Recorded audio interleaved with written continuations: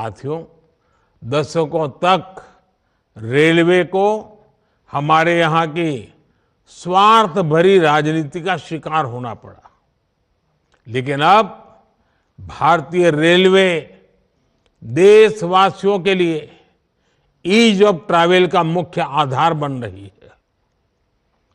जिस रेलवे के हमेशा घाटे में होने का रोना रोया जाता था, आज वो रेलवे परिवर्तन के सबसे बड़े दौर से गुजर रही है।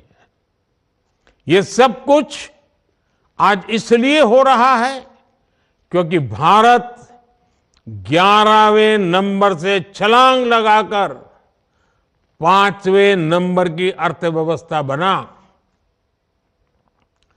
10 साल पहले जब हम 11वें नंबर पे थे, तब रेलवे का औसत बजट 45,000 करोड़ रुपए के आसपास रहता था। आज जब हम 5वें नंबर की आर्थिक ताकत है, तो इस वर्ष का रेलवे बजट 2.5 लाख करोड़ रुपए से अधिक का है।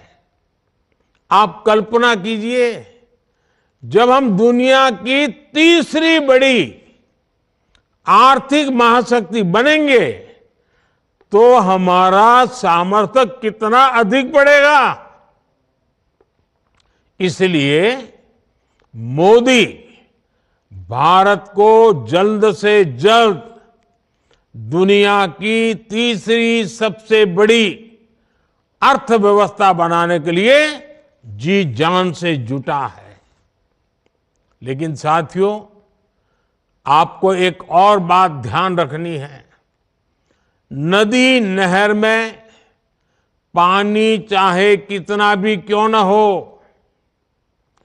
अगर मेड़ टूटी हुई हो तो किसान के खेत तक बहुत ही कम पानी पहुंचेगा। इसी तरह बजट चाहे कितना भी बड़ा हो, अगर घोटाले होते रहें, बेईमानी होती रहे, तो जमीन पर उस बजट का असर कभी नहीं दिखता। बीते 10 वर्षों में हमने बड़े बड़े घोटालों को, सरकारी पैसे की लूट को बचाया है। इसलिए बीते 10 वर्षों में नई रेलवे लाइन बिछाने की गति दोगुनी हो गई। आज जम्मू कश्मीर से लेकर नॉर्थ ईस्ट तक ऐसे स्थानों तक भी भारतीय रेल पहुंच रही हैं जहां लोगों ने कभी कल्पना भी नहीं की थी। ईमानदारी से काम हुआ, तभी 2,500 किलोमीटर से अधिक डेडिकेटेड फ्रेट कॉरिडोर का काम हुआ है। यानी आपने टैक्स के रूप में, टिकट के रूप में जो पैसा दिया, उसकी पाई पाई आज रेल यात्रियों के हित में ही लग रही है। हर रेल टिकट पर भारत सरकार करीब करीब 50% डिस्काउंट देती है। साथियों, जैसे बैंक में जमा पैसे पर ब्याज मिलता है, वैसे ही इंफ्रास्ट्रक्चर पर लगी हर पाई से कमाई के नए साधन बनते हैं, नए रोजगार बनते हैं। जब नई रेल लाइन बिछती है, तो मजदूर से लेकर इंजीनियर तक अनेक लोगों को रोजगार मिलता है। सीमेंट, स्टील, ट्रांसपोर्ट जैसे अनेक उद्योगों, दुकानों में नई नौकरियों की संभावनाएं बनती हैं।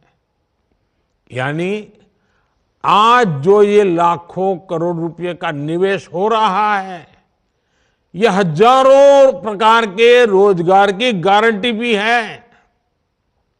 जब स्टेशन बड़े और आधुनिक होंगे, ज्यादा ट्रेनें रुकेगी, ज्यादा लोग आएंगे तो आसपास रेहड़ी पटरी वालों को भी इससे फायदा होगा।